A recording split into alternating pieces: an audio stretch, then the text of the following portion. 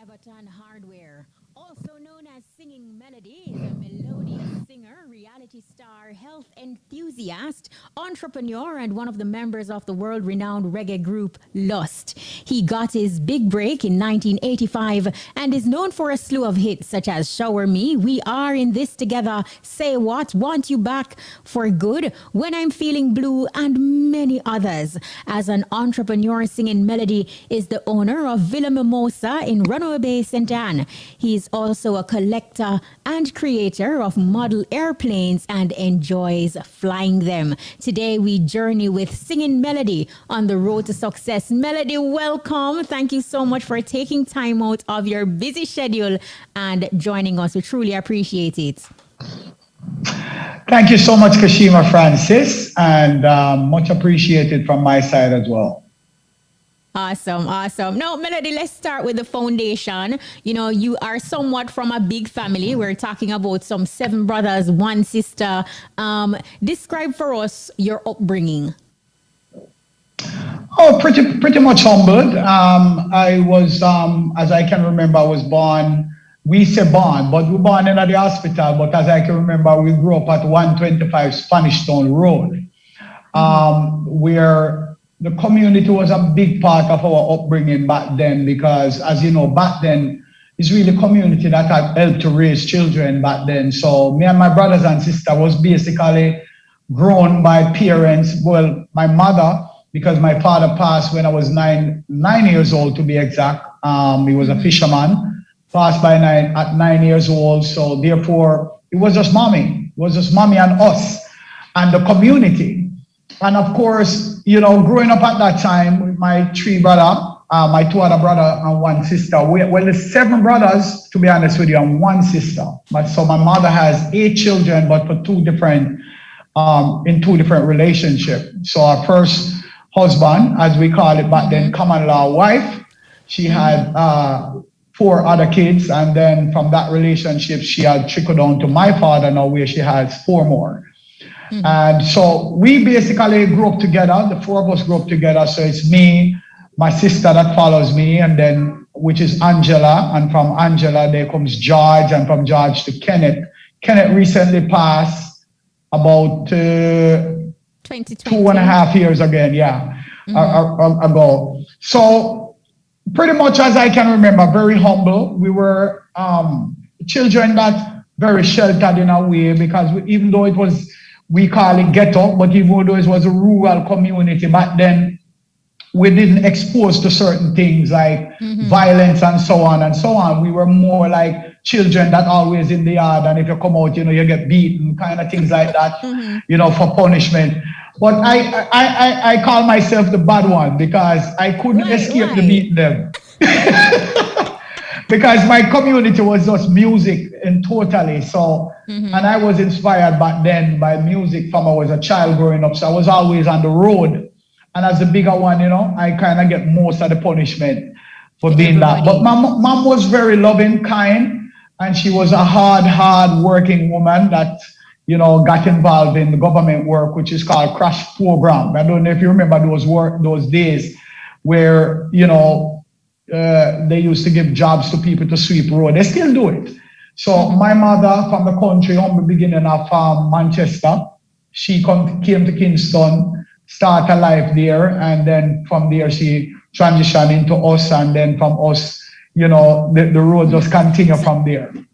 So Melody, you said that you lost your dad at 9. Were you able to process not having daddy around at such a tender age, and did you understand what was happening, and even have a better appreciation for how hard mommy had to work with daddy not being around? Well, yes, we all love our father. You know, for me, growing up without a father was a struggle, because they're coming from the male perspective side of life. I didn't understand, you know, my purpose as a man, you know, because there was no father figure around to actually structure that for me.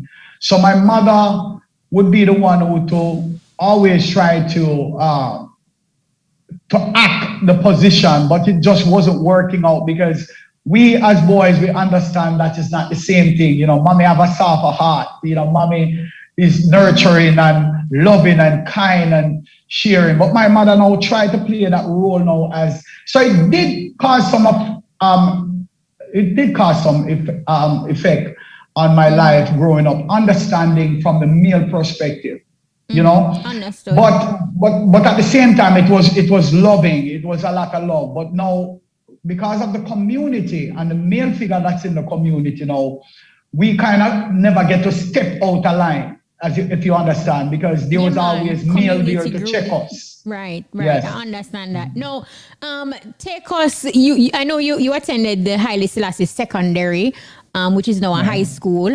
That was one of Right. the schools that you attended. How would you describe Everton hardware in the classroom? You also did give a lot of trouble as well, like how you give mommy trouble. No, I was quite a listener. First of all, I was always a quiet person. I never used to talk much, because when my father passed, I remember never talked for about 4 months Wow. because I was trying to process what happened and how did I lost my father so carelessly. And at the end of the day, it was just a bit. I was a bit taken back. So going to school for me, I never used to give much trouble, but it was a struggle for me to learn and to grasp everything that was going on at that time because, I was kind of more trying to get into the space to understand why my father is not around and everything. But as I said, my mama was the backbone of everything, the support that I needed, the strength, everything. My mother was just that person that will let us know it's gonna be okay. Things is gonna be fine. Don't worry. Things like that. So I would say it was hard, but then at the same time, school was just school. You have to learn something. So I got myself involved in projects and things like that, like artwork and mechanical classroom, electrical, things like that. I started to put my mind about because I realized I was really gifted in using my hands to do things. So I focused my attention to that kind of thing. So much as the book work, I cannot say that I was extremely exceptional as a But student, you're good with but the technical things. good with the technical stuff. So Melody, how do you remember how you were introduced to music? Oh my gosh, my whole community. 125 Spanish Stone Road from 3 Mile, a matter of fact, from 3 Mile, come all the way back to go all the way back to Waterhouse. But let's backtrack a little bit. From 125 Spanish Town Road, that was the art of Volcano High Power and Romantic High Power, which is Liquor John Sound, with Pupatai and El Fligo Barker and all these great artists, Yellowman, just name them. Delinja, all these great artists was around. So therefore, as a little youth growing up, my community was always music. Music was always playing every day of the week. So my influence in music now, how I got influence was really just being on the road along the stars and watching them and admiring what they're doing, the Gregory Isaac, the Dennis Brown who come around. And I was always interested to know them, like to get to know them personally. Even though when I go back home, I get strapping for being on the road, but I didn't care. Yeah. So I went, I was just there with them every day till I started to know, go to shops for them, corner store and things like that, buy cigarette, buy little things. And it was a pleasure for me. So I remember one morning, I think it was a Saturday morning, I sneak out of the yard because, on weekends, children have chores and you can't just run out. So I said, well, Saturday morning, when the sun string up and everything, and them start to enjoy themselves, have music out there. Boy, I'm not staying in the yard. So I decided to sneak out ahead of everybody else. And I remember Gregory Isaac sent me out to buy a pack of cigarette. And I ran straight home to tell my mom, say, Gregory Isaac sent me out. my mother lose it. She grabbed me, she said, you won't stay off of the road, you liar. Where Gregory Isaac know you're from?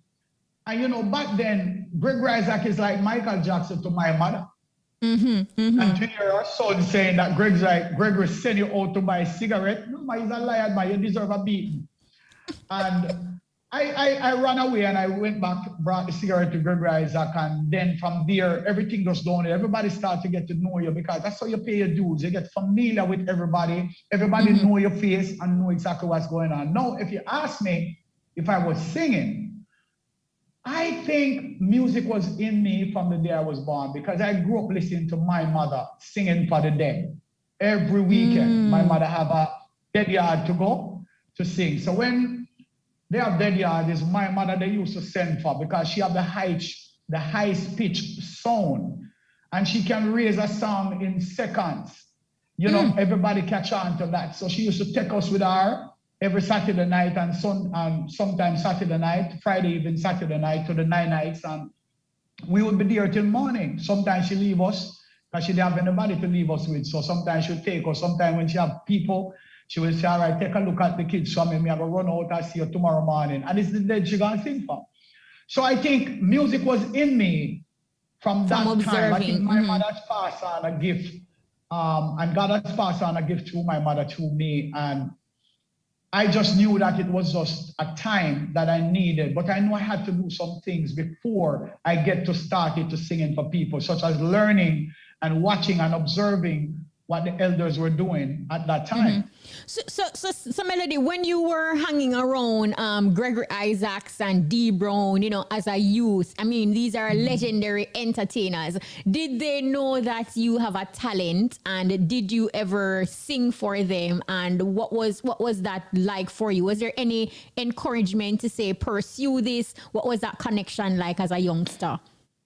No, at that time, you never really get an opportunity to sing for them. And the reason for this is that, first of all, these are men that you highly look up to. Where you go with singing? You can't sing it, youth. Well, I'm going to do some shop work and do some things. I'm going out and people get to know you. So what has happened is that romantic high power was the one that actually brought that out. And I tell you why. So I realize now I have this talent and I don't know to express it. So what I used to do is hang out with friends. So me, Conrad Crystal, that saying, true love will never die. Yeah, we both used to hang out together and basically practicing the skills. And he got out a little earlier than me because everybody, you know, in the community, you have community singers. So romantic high power now is a song now, which is the song that have a night called Thursday Night at the Fight. And Thursday Night at the Fight is really just a dance hall going wild. Stars and stars and stars and young artists and young artists. That's the platform that Little John, and that's why I have much respect for Little John today, because he created a platform that most young artists could be able to come and get an early touch off of the mic. But I tell you how my journey started. When I knew I had the talent and I started singing, I started practicing my yard because I don't want nobody to hear me. I said, boy, you're not so good or whatever. So my friends is the one now who try to tell me, say, yo, you have this talent, you know, you should go and try, man, and try out and try out. So I said, well, you know, I mean, Medaron, Dennis Brown and Gregory and Little John, them, they can't sing, make them hear, because I don't think they sound good. So they are the one who first started. They are the one who first started to confident me now. So this is where the drama comes in now.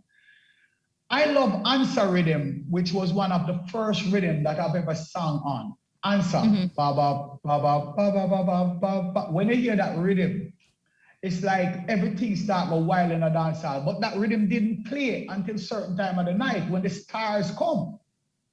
Now, I have a song that I stole, and listen to this now. I stole this song by going to a rehearsal every week in Greenwich Farm. We used to have two artists that rehearse every time, which is Junior Rankin and Finnegan. Right? Two foundation artists, but they had a band that they used to rehearse in our yard. So I used to walk miles and miles to reach there every week. And one week I gone there and I saw a little young man singing this song called Friday Evening. Friday evening, what a feeling. I feel like dancing. And I used to tease myself. I said, but it's not even Friday. Why is he singing Friday evening? So I end up liking the song and start to make it my own. But I never knew that the song was a Jackson 5 song. I thought it was an original song that he wrote. But as a young singer, you end up loving what he's doing. So you start to practice with him. While he's singing it on the band, you're practicing and loving the song. So I went to Romantic High Power now and this rhythm playing answer. We in the heat of the answer. When hot, them time the dance hall, hot in the night, hours. And I just timed the rhythm because back then you couldn't just ask a man to bring you in because nobody don't know you. So what I did was to squeeze myself through the crowd and stand up in the middle and I rub shoulders with the bigger artists them now and I time the rhythm because I know say it's a timing you have to catch, in other words, to start sing. So I grab the mic as soon as there's a gap and start sing Friday evening and the place mash up because it was like a collaboration. And it's like the place go wild and fence start beat down and then pull up and say, who the youth here? Hey. You know? Like that. And I say, sing again, youth. I will sing again, and that was it. Everybody now say, yo, youth, you sound good, you know, your body, you know. And little John now approached me and said to me that, he would love to record that song. And I was kind of, yeah, go ahead. So that was how you recorded Friday evening at King Tubby's studio. Take us back to that moment. Well, Friday evening was recorded at King Jammy's studio. Oh, King Jammy's. Friday evening was recorded at King Jammy's studio. So Luka John took me to the studio to record the song. But I thought it was a record. Remember I told you this song is not my song. It's just a song that I get to love. So I record the song now and the next week now me hear it on dub plate in the dance. The man I play it and it sound good and I mash up the place and I said, until someone like this real for sure. So I was just there, just getting my thoughts together and preparing myself now how I'm going to pursue this career. But then at the same time I didn't see it as a career. I was like, okay, this is something I love. I have a passion for it. But how long can I do this? I don't know because it's a lot of work to push and shove and to get a mic. It's hard. So I was just there as a young kid now just thinking about it. But at the same time, I wasn't getting paid. So I was like, I need a job. So I started to do side hustling. I started to do side hustling now by helping people cleaning shops and taking out garbage and things like that, just to get me like a $10 and $20 them. Because back then, mommy now was only pay was only $25 per week. So I was basically making more money than my mother while I was on the street. So I'm going to school. When I came back from school in the evening, I started hustling. So I could be able to help my mom now, because remember, my father passed when I was 9. So therefore, my life was like this journey where I had to be successful. I had to become somebody because there was a door open and I saw it and I wanted to just pursue it every breath because it was just my mom alone. But even though, Big Bad singing melody, you have the Friday evening playing, people playing it, using it as dub plates. But then that wasn't when it started for you because you still had to be hustling and doing things. Did that moment create any clouds of doubts in your mind as it relates to this passion that you had for music, knowing that, you have a foot in, the song is getting the love and how persons were reacting to it, but then financially it wasn't beneficial?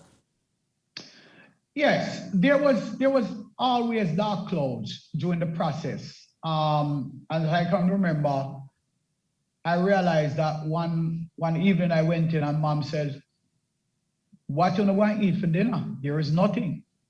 And I was like, okay, mom, I had $10. And I said, well, I realized that music is there, I love it, but then I see there's a greater need to helping my mother with my other siblings because I was the biggest one and there was nothing on the table. And at that moment, the dark cloud comes right there. And I was like, I have to do something else.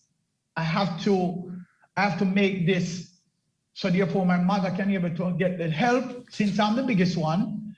And but how do I pursue this music? So what I started doing now is that I started to go to romantic high power a little bit more because it's right in my lane. So therefore, every Thursday night we will still go. But I realized that there's so much people there and so much artists looking the same break. So at the time, me and Conrad Crystal was hanging out together, and then he got a break by recording True Love for Pickout Records. When he got that song, he basically took off. The single took off, and as you can remember, in that moment, that was a big song. Dun, dun, dun, dun, dun, dun. And I started to feel like I was left out. You know, I had nobody else to hang with no more because he now started to become a big star and then him fly down to England and leave me alone now. So therefore, it was just me alone after footing. So I had no choice now. So I started to moving around looking for opportunities on sound system. So I got a job because back then, you know, Singing Melody wasn't the name. What was the name was Singing, because that's what people used to call me. Wow, original Singy. Original Singing. So, and the reason for that is because I used to walk and sing just to practice. But people used to think I was a singer like professionally. So people used to approach me and say, hey, you sound good, man, you sing. But on my journey to look jobs, and remember, you know, this is the struggle, real. I was going to school, but couldn't afford, my mom couldn't afford to send all of us. So I have to now becomes the person now who go there and hustle, but still have to go school. Mom said, if it's even the last she have, I have to go school. No, there was no shoes, there was less clothes, things like that. Because my father died, everything was left on my mom. So therefore, I have to now seek jobs. So while seeking jobs, I ended up at a place called Servwell that makes iron, fridge, all of these things. So because I was always a hands-on person in school, this was a plus for me. I was like, yeah, I want to work here. So I go there and do an audition for the job. And the supervisor said to me that, okay, all right, you have some skills. All right, tell you what. You see that playfield over there, so him show me a big open land. And now forget this, him show me a big open land with about 4,000 old fridge on the property. And him said to me, say, well, you and this other guy and this other guy will give you a job to clean off that playfield. Take all of these old fridge and carry it to the back. And I was like, okay, I feel good because I thought that was gonna be what I was gonna do, repair the fridge. So instead of that, after the field was cleared, he said to me, okay, the field is clear now, so I want you to start digging up the field. So I said, what do you mean, sir? Dig up the field?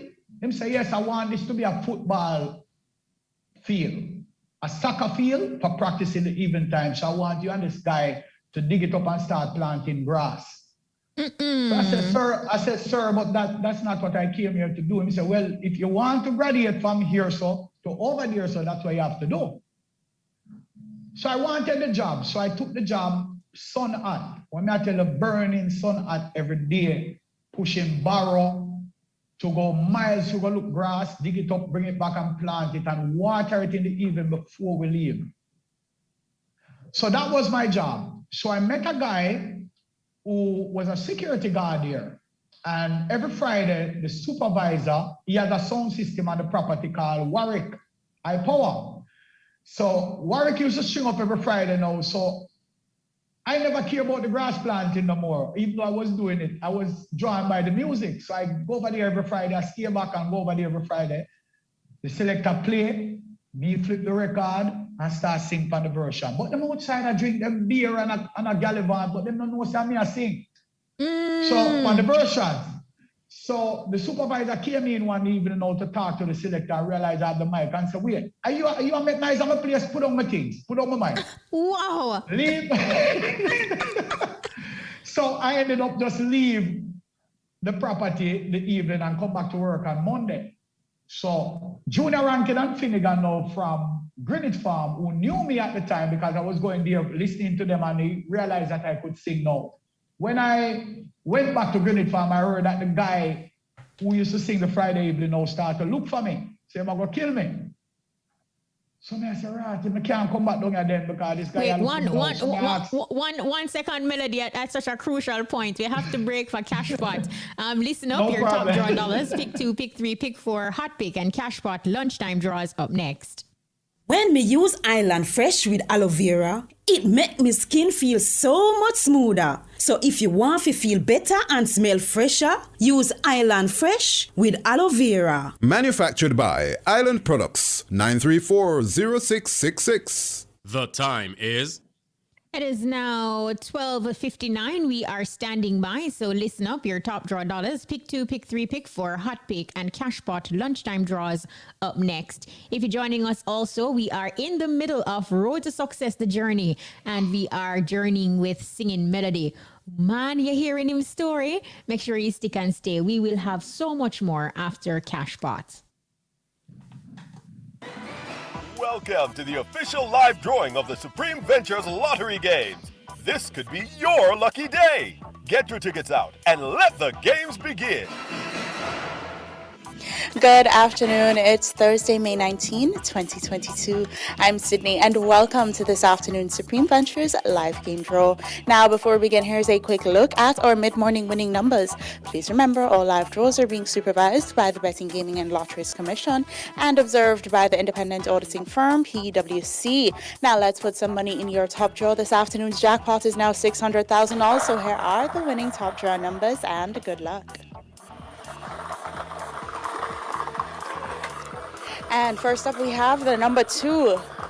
Coming down next is the number 12. Now, the third winning top draw number is number 1. And what is following?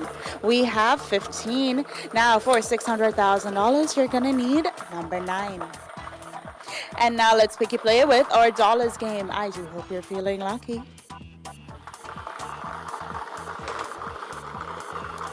And first up for dollars is 34.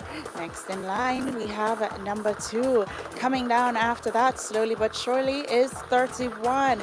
And following, we have 36. Now, what is coming after that? Let's see. It's 11. And of course, we are halfway there with number 9. Now, coming down next, we have 18. And following 18, we're counting with 19. Coming down after that, slowly but surely, is the number 4. And next in line is 24. Now, do make sure you have those tickets out because here comes number 5. And we wrap things up in our dollars game this afternoon with number 12. Now, for some easy winnings with our Pick 2 game. Let's go. And the first winning Pick 2 number is 3.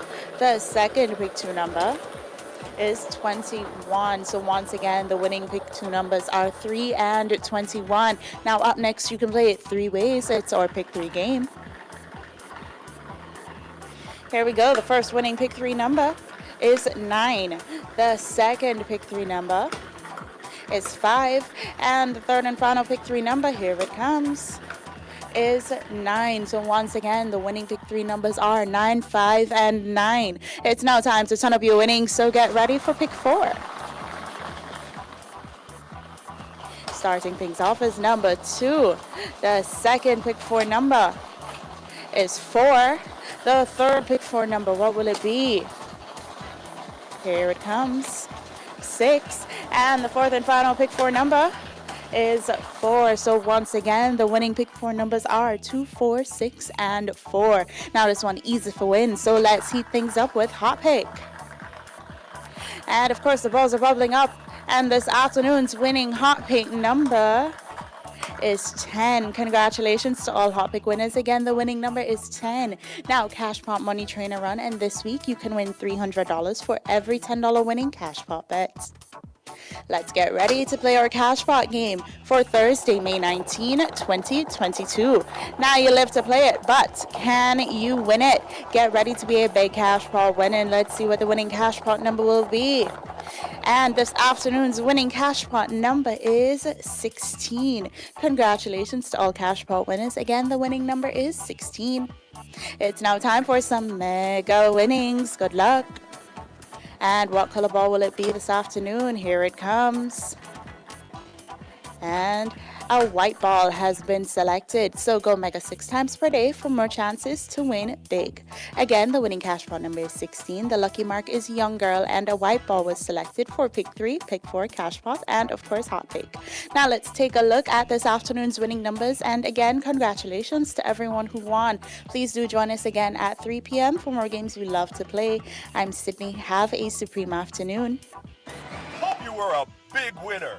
Play your favorite Supreme Ventures games every day and tune in for our live draw 6 times a day at 8:30 a.m., 10:30 a.m., 1 p.m., 3 p.m., 5 p.m., and 8:25 p.m. on this station. Supreme Ventures, making winners every day. That was the lunchtime top draw dollars, pick 2, pick 3, pick 4, hot pick, and cash pot draws. Congratulations to all of today's winners. Join us again at 3 p.m. for another chance to win in hot pick and cash pot special pot draws. Now, if you're just joining us, we are continuing the journey with Singing Melody on the road to success. Now, Melody, look here, we're not even reached halfway in your story yet, and half an hour burn up. So you know how the next half hour go. We're going to have to really go through the team and highlight as much as we can, but I am foreseeing a part 2. Now, before we went to Cashpot, you were in the middle of saying that the guy that you took Friday evening from, I look for you now for kill you. Yes. And tell you, it was a terrible experience for me because, he's from Greenwich Farm. I'm from Union Garden at this point because I was living in Union Garden at the time. And, I was kind of pretty much basically just, I never really meant to took the song. I just love the song. So anyway, I get to realize after that this Junior Rankin and Finnegan come to me and I said to me, boy, the man vex and so on and so on. But anyway, the song sound good because we are romantic play it and sound like you own the song, man. So you might say, well, one carry a studio. So at this time I have a job, I'm working now at Servwell. So I remember they came for me one Friday and tell me that they needed me to come to King Tubby's studio. This is how I was introduced by King Tubby's studio. So at that point, I was still going back and forth on sound systems. Like I said, the journey is long, so we might not have enough time to talk about it. But going back and forth on the sound system, I get the opportunity to go because I was kind of nervous being on the sound systems, because I wanted to be a lot more than just a sound system singer. I wanted to now start recording, and then I get the experience from Little John now in the studio, and I was like, yo, this could really be something. So now I need to start to create. So Junior Rankin and Finnegan took me to King Tubby's now to record. So I went to my supervisor. I said, look, I get an opportunity to go to studio, and I would like the Friday off. He said, opportunity to go to studio? See my studio over there on the play field. So I said to him, so well, I said, boss man, I beg you, man, just give me the Friday. Him said the Prime Minister, Dr. Edward Siaga at the time, was coming to view the place, so it has to finish. Well, I said, well, no disrespect, but Mr. Edward Siaga will miss me today. So I said, if you leave, don't come back. So I left with Junior Rankin and Finnegan to King Tubby's studio. When I got there, thinking that, yes, I'm going to record a song now. Them said to me, no, man, I just want you to know the studio there and get a vibe of how the studio thing set up. And, I'm a recording there to them. I just want you to watch your record. Me, I said, what? I said, but I just quit my job. I just quit my job to come here with you guys. And I said, yo, that's how it have to go. You have to just get the practice and then come on. So anyway, by this now, people are looking for me to kill me. Then I try to seek opportunity at the same time. So I decided now this was a perfect place to come every day. So every day now I started to go King Tubby's. Outer road, not inside, just outside at the gate. And just waiting for that opportunity for someone to send me out so that I could bring back the goods inside. So you can get a place inside now. So once you bring back whatever will send you out to buy, you just stay. Then it's easier for you to stay inside. Yeah. So stay inside and start rub shoulder now with King Everall and King Kong and Red Rose. Anthony Red Rose was King Tubby's big star at that time. And Thriller You, can't forget Thriller You. Thriller You had a song called Juggling at the time. That was actually going to #1, that was on the chart. and going number one. So Trilla was a big star before me. You understand? So right there and then, that's when I got my opportunity to sing my first original song. Girl, I tell you one time, you better go on. But this was also a struggle for me because King Tubby's didn't record me. Actually, it was an apprentice engineer that was working there who knew me from my neighborhood. And he was working there as an apprentice now. And back then, you have to get permission to record people. You can't just record a man because there was only 8 tracks. So Bantan decided to give me a tryout on one of King Tubby's rhythm when King Tubby's wasn't there. And that's how I got to record that song. Until going back to the studio, I start getting familiar with the studio and can be able to pass the security now. Because them time you have security, gate man, we call them. You can't pass them. So one Monday afternoon, I went there now, just a regular chill day, to look opportunities and realize now that I hear some ruckus inside the studio with King Tubby's voice, because the man is serious, you know, the man is not laughing, Kashima, the man is serious. They see that Marley man come out and him face straight, no, and him have him little pistol, even though it's not a joke business. So anyway, I say, who record on the rhythm? It's when me hear that, I just take with myself. And I say, yo, this look like on the day where everybody are going to get beaten. So I take with myself and them suspend Bantan for about 2 weeks. And I tell me, say, boy, King Tubby's hear the song and was very upset that somebody recorded on him rhythm. But a week after that, long after that, King Tubby sent, come call me. Because I guess them listen to the song now and realize that the song have a sound. And they send back and call me and I went back.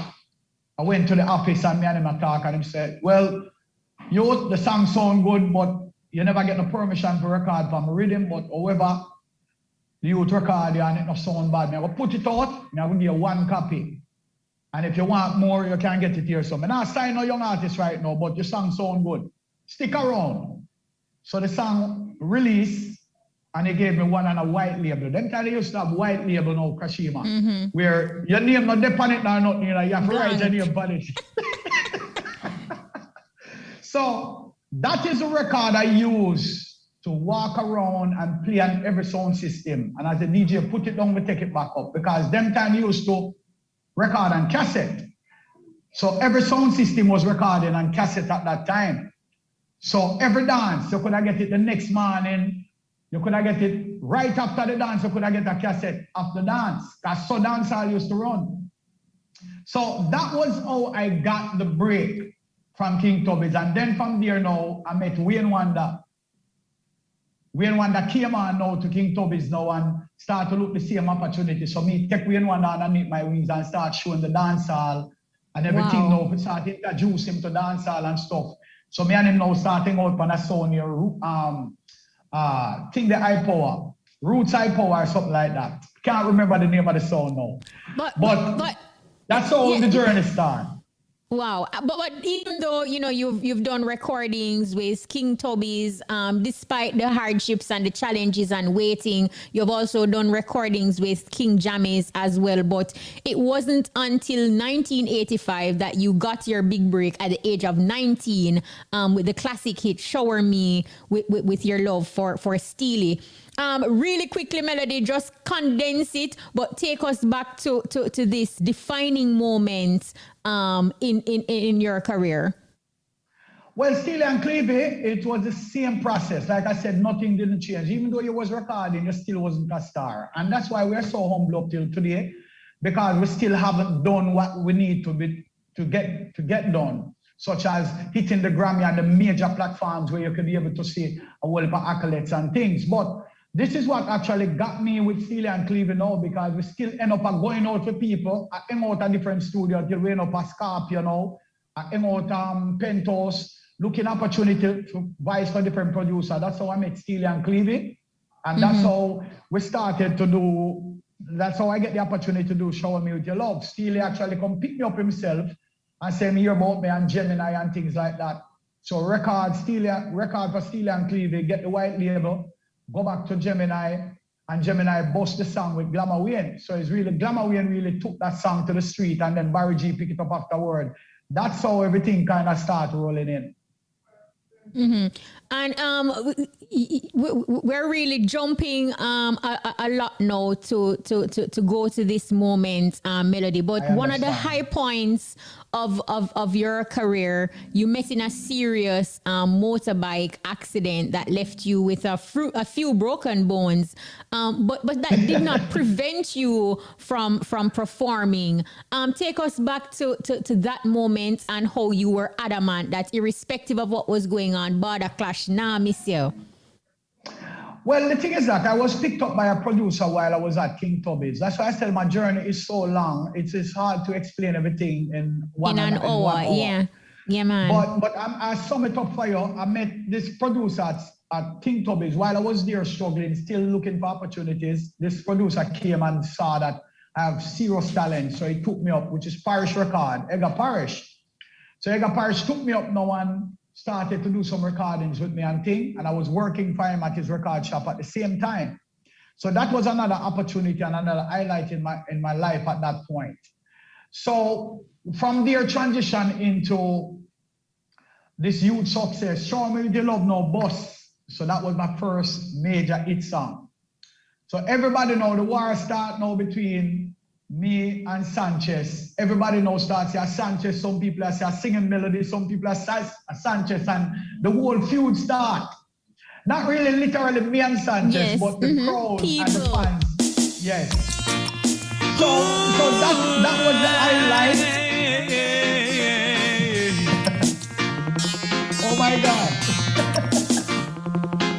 My heart is filled with so much love and I need. Right, so you're saying now people wonder a Sanchez, someone say a singing melody, so it was creating a little tension. Yeah, so it created a little tension there, and you know, so everywhere we go, people are say, yo, but what people didn't know is that we all started off on sound system. Like Sanchez, I haven't mentioned even half of my journey, but I just want to tell you that I was on a sound called called Merchant, and Sanchez was on a sound called Rambo Mango. So it was two friends sound. So I was a singer with, and Joe Mannix was the DJ. Supercat used to come on it to freelance and some other DJs as well. So my journey at that time, I never actually met Sanchez at that time. I was basically just looking opportunities, as I say, and the sound system platform was the place to be at that time. So I started to move now and looking opportunity with different producers. So that's how I ended up at Penthouse recording for Jermaine, not Jermaine, but Shocking Vibes. So I was a part of early Shocking Vibes back in the days before even being a man. So the whole thing start now because you have to know and look opportunities now for records. They're all over the place. And the jam is, so I've recorded for every producer that was hot at the time and established at the time as great producers in Jamaica. Now, it's funny because at that time, establishing the career, still do have no money, still look the same, not not change. So a Japanese company took me up. Let's take a quick time signal, Melody, and then we'll continue. Are you a tourism worker? Then sign up for the Ministry of Tourism's innovative Tourism Workers Pension Scheme and retire in comfort. The time by the Ministry of Tourism is...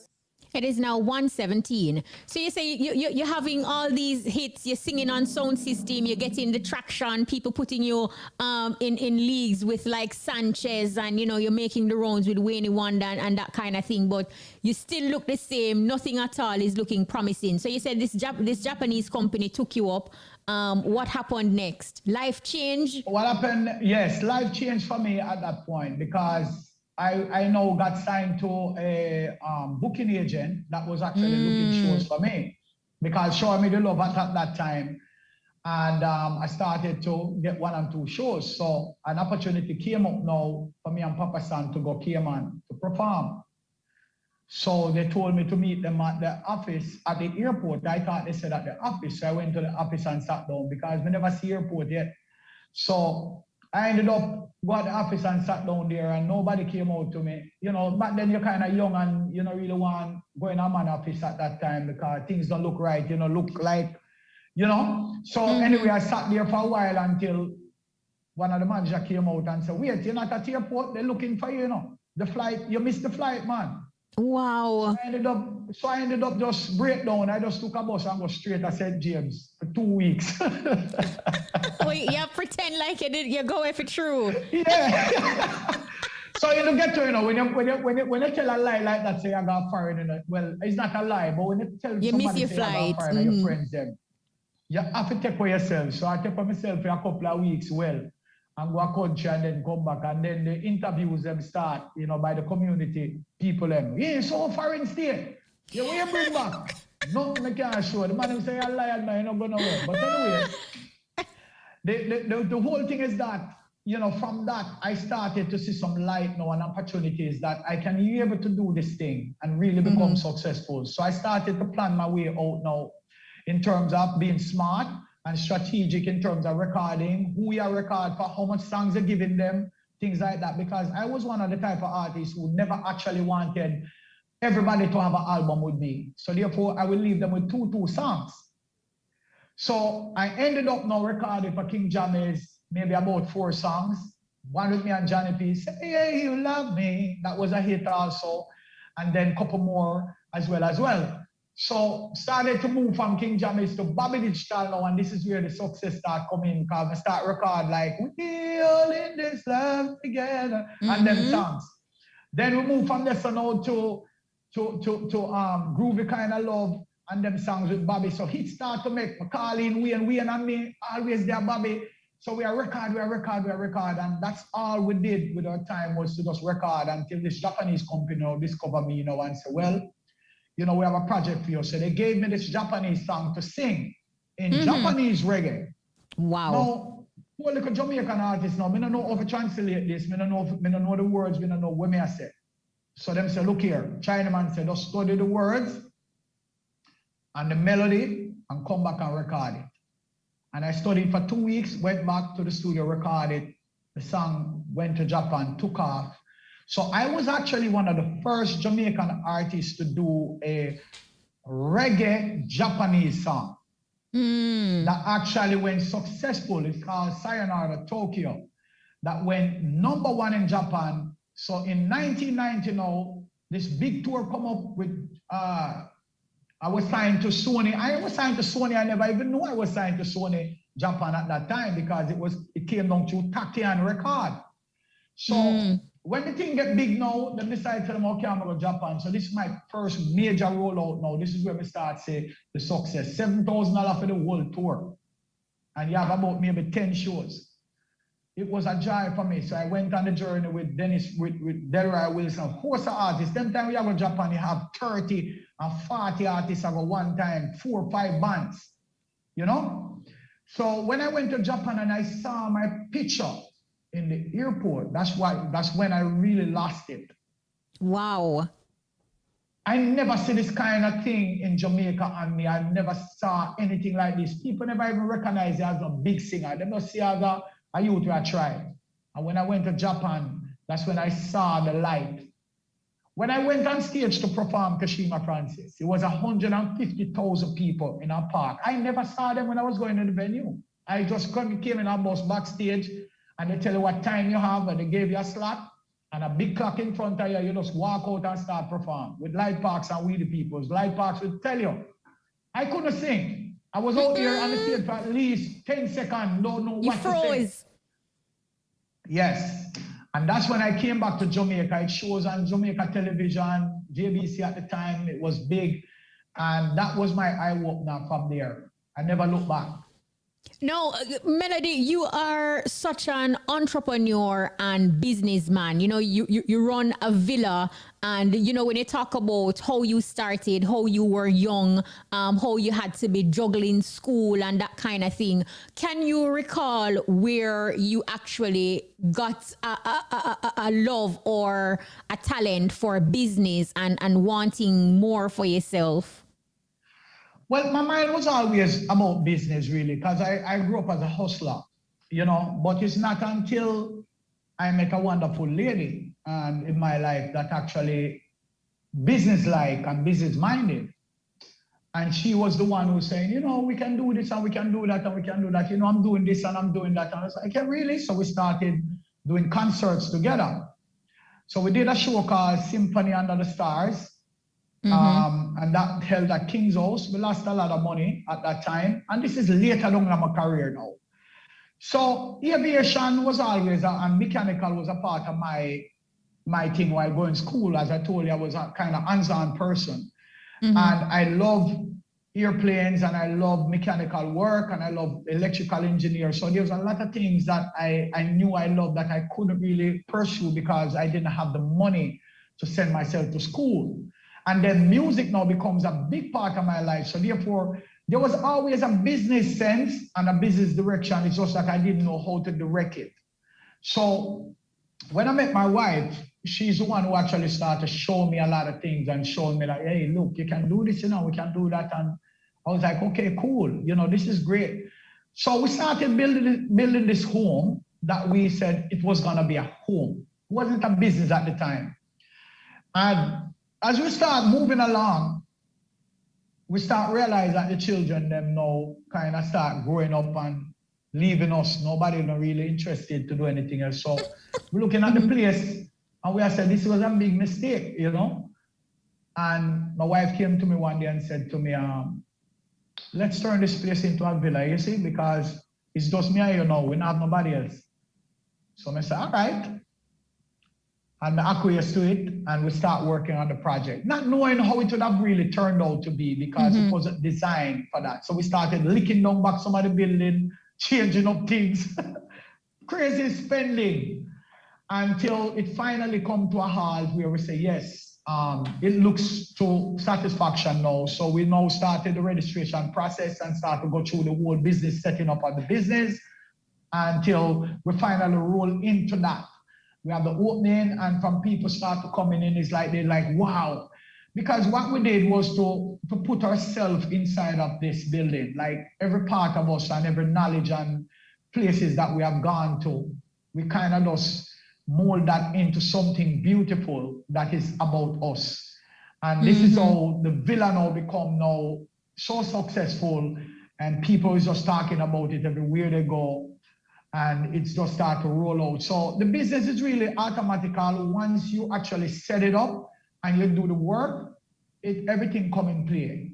But this is how I started to roll out in business. And I've done smaller things before, like keeping birthday party and things like that. So I kind of have a knowledge of how things supposed to set up and how you can be able to earn from stuff that you do. But everything for me was just music business. It wasn't necessarily outside of music. But then flipping the script now and realizing that, okay, we can be able to build in Jamaica because our main thing while we started the TV show, it was to really inspire people that coming from zero.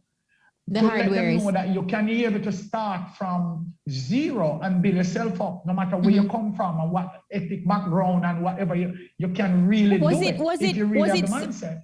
Was it scary for you, Melody, to let people into your private life, your wife or your children with doing this reality series and how were you able to process that?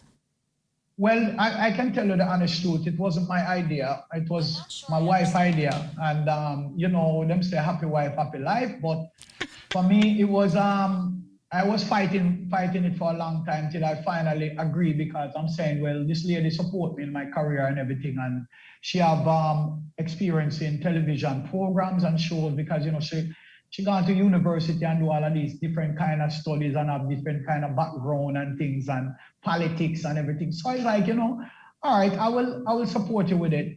But I was kind of scared because for me is that I'm a very private person. I don't really let a lot of people in my space. My circles of friends are very small. Otherwise, for my music family is very small. So therefore, even me, at times, there's not a lot of people visiting. It's always, so my wife always said to me, why you don't invite your friends? I was like, yeah, I invited them, but they're busy too.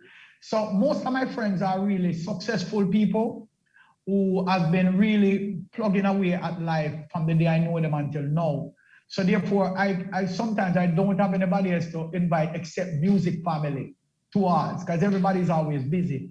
So it was a scary move, but then looking at the end result, It was that worth it. actually inspired me. So as you're talking about inspiration, the villa is what inspired the yacht to be purchased now and in Jamaica for luxury cruise and things like that, because we saw that every guest that come wanted to go and rent a yacht. So we said, okay, how much money the villa has?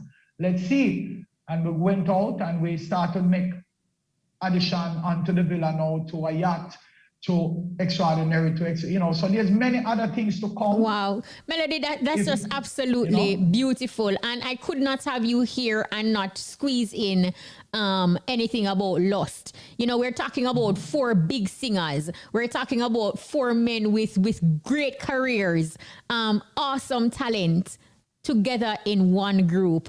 Were there ever any clash of the egos? Because you know how it is with groups. What is the synergy like for Lust? At first when we started, there was a lot of clashes because even though we are friends from a long time, from King Tubby's days, that's why I tell you my journey is so long, it's hard to really sum it up. But meeting these guys was always a love and a respect for each other's talent. But when we get together as a group now, we start to realize now that some man take man for idiot and all these things, and some man feel like say man can't do this and man can't do that. So therefore some egos in the first half. But once we start establish what our purpose is, and once we start handing off roles to each other start to realize that, okay, you know what, it's all of us responsibility to make this happen. So we started, and me and Luke, was always one of those kind of person who can be able to lock head and lick, because Luke was always a kind of person who very steady-headed and so on. Trilla too, but he serve a different purpose. And then Tony is really that kind of laid-back vibe and so on. But he was very instrumental in terms of when a song to make. So we realized that we have to drop this ego thing. And we have to start respecting each other now as brothers. And so when we start to brother now, that's how the thing now kind of calmed down, and we started to now perform and lock one sound, which is Lust. Not singing melody, not Trilla You, not Luke D, not Tony Curtis. That's why we always tell people, none of us cannot leave this group. Because if we left, a man I will say, I hear that thing that you shouldn't left because you don't know how you make the sound. And if Luke left him, I will say, boy, Luke, you don't know you can't left because you create the sound. So it's one sound that 4 talented brothers come together from King Tubby's days to inspire something like this and craft something like this. So we grew up together as brothers in this business together. So, yeah, man, Lust is definitely a big part of our journey. And up till today, people are still requesting and booking LUST. Mad. It is 1:30, but I want to just squeeze in 2 little questions real quickly. You spoke about your wife and your children, and having gone through so much yourself, from the tender age of 9 to losing your dad and the struggles that you endured with your mom and your siblings. What life lesson do you want your children to learn at an early age? Appreciate everything around you. Most importantly, respect everything and everyone. Every living creature that crawls upon this earth stand here for a purpose. And everything that you see around you is here for you and with you. So if you grow up and learn how to respect your environment and respect your peers and respect the people around you, then everything will fall in place, because you will definitely find your purpose. God made all of us with a purpose, but some of us are just brought into a situation at a certain specific time that actually create a disturbance that actually let you lose your focus. But once you catch it back and you catch on and you respect and love people, my greatest achievement is love. My greatest achievement is love, because that's how I feel every day. Right now at my studio right here, I'm talking to you now, Livewire is here giving me some love, because I am about to give them abundance of love. And this is how we work together and as a people. And if we continue like this and join the unity, oh my God. You can imagine if Cartel and Buju Banton and certain people did a mix song, oh great that would have been. You can imagine if some collab with these young artists and the old artists, them and stuff like what we see Popcorn doing now and so on, would have how great music would have been, how powerful it would have been, unstoppable. So love is one of, and unity is one of the greatest achievement for me. Wow. And finally, Melody, you know, for somebody who is listening, they hear your journey and they know that it wasn't glitz and glam. You worked your way from struggling, becoming an artist to where you are now, an entrepreneur, the owner of Villa Mimosa, number ones and hits globally.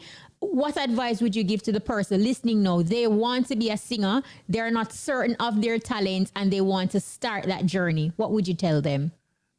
Find people who listen to you. Find people who motivate you. Do not hang out with people who do not see your dream and see exactly what you're about. I'm about to say this.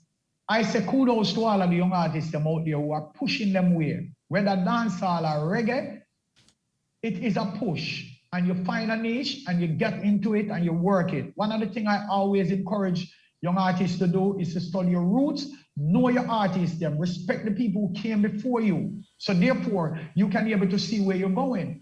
Because if a car was to just drop in your hand, then you would know who make it, who designed it, the process it went through, and the manual that was put together for you to learn about that vehicle. So therefore, you have to respect the foundation. But I truly appreciate where they are going. Maybe the message and the content now are much more raunchy and over the top. But I think once they find, and I can give you a prime example. When I went to Europe about 2018, no, 2020. Yes, there was a special artist came up there while we were on tour. And when him come and him see we bust them and something, and him I said, why? I saw them, and the man is bigger Jamaica. And when them see how we deal with the show, and the time when we get on the show, and them only give me half an hour. And them I said, why them only give me half an hour, and them going to 2 hours time. I said, I saw them big over here. And I said to him, so well, just go and put in the work, son. Just come, learn the thing, realize what is happening, and go back and make some songs. Wow. And that's Melody, exactly what he did. Melody, thank you so much. I really want it to be open for a part 2 because there are so many things that we did not touch on, stuff like, you know, your healthy lifestyle and all of that. But we will bring it back definitely bring it back for a part 2. Thank you so much for sharing. Thank you for